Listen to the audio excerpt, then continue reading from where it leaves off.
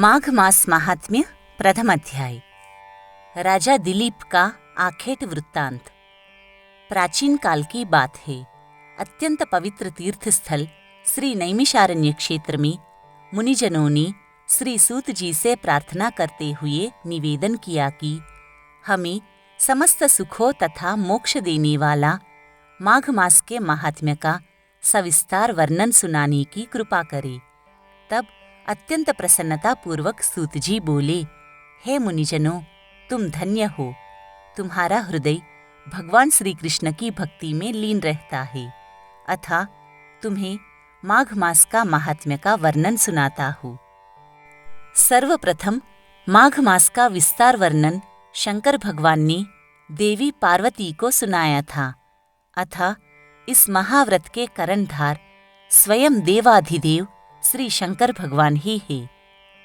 एक दिवस कैलाश पर्वत का निवास करते समय देवी पार्वती ने अत्यंत जिज्ञासा पूर्वक तथा भक्ति सहित अपने आराध्य देव शंकर भगवान से निवेदन किया, हे प्रभु, मुझे माघ मास के व्रत का महात्म्य, पूजन और इसका इतिहास विधिपूर्वक बताने की कृपा करे।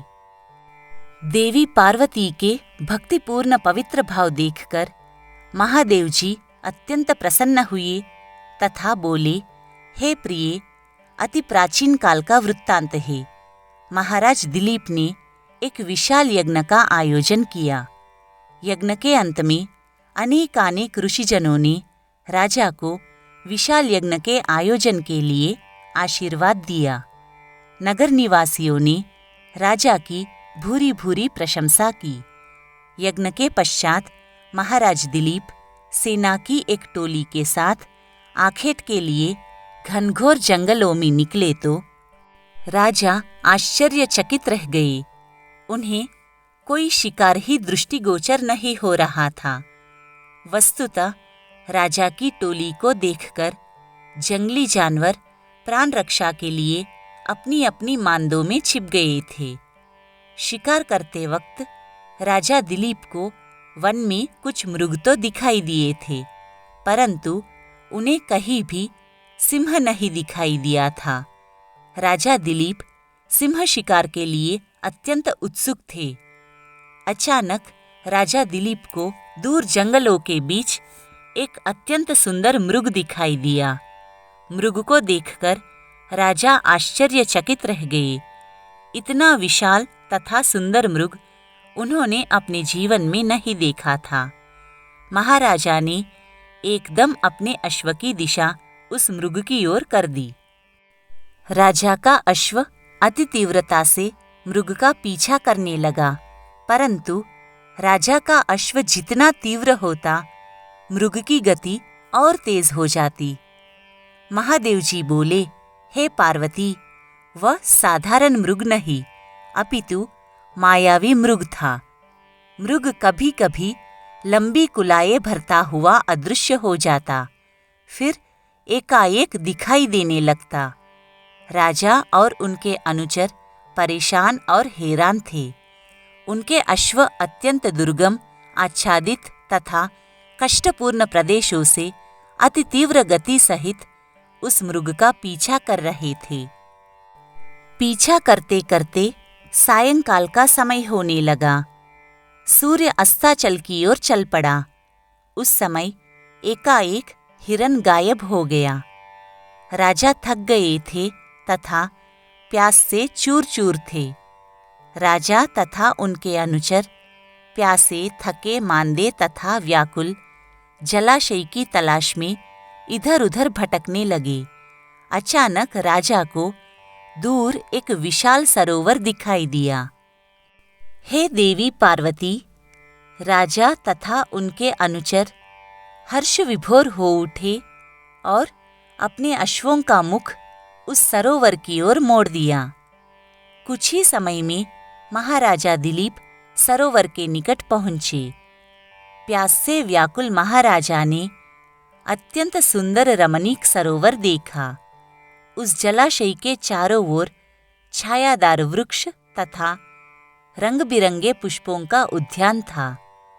जल स्वच्छ, निर्मल, तथा पारदर्शी था। सरोवर में रंग बिरंगी मछलियां जल विहार कर रही थी। जलाशय में अति सुंदर कमल के पुष्प खिले हुए थे। महाराज दिलीप इस रमणीक स्थान को देखकर आत्मविभोर हो उठे और वह अपनी तमाम थकान भूल गए। राजा ने अपने अनुचरों को उस स्थान पर रात्रि विश्राम का आदेश दिया तथा प्यास बुझाकर जल में स्नान किया। उनकी थकान छूमंतर हो गई तथा हृदय प्रफुल्लित हो गया।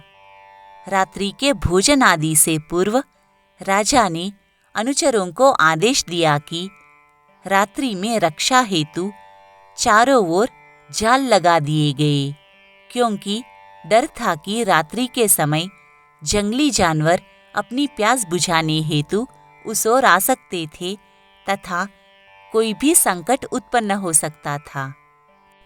आधी रात्रि के पश्चात जंगली सुअरों का एक झुंड सरोवर की ओर आया और सैनिकों द्वारा बिछाए गए जालों में फंस गया। राजा के सैनिकों ने अनेक सुअरों को मार गिराया। इस प्रकार राजा के शिकार की तृष्णा भी पूरी हो गई। प्रातः राजा अपनी नगरी की तरफ वापस चल दिए। वापस चलने के कुछ समय पश्चात राजा को एक अत्यंत वृद्ध ऋषि दिखाई दिए।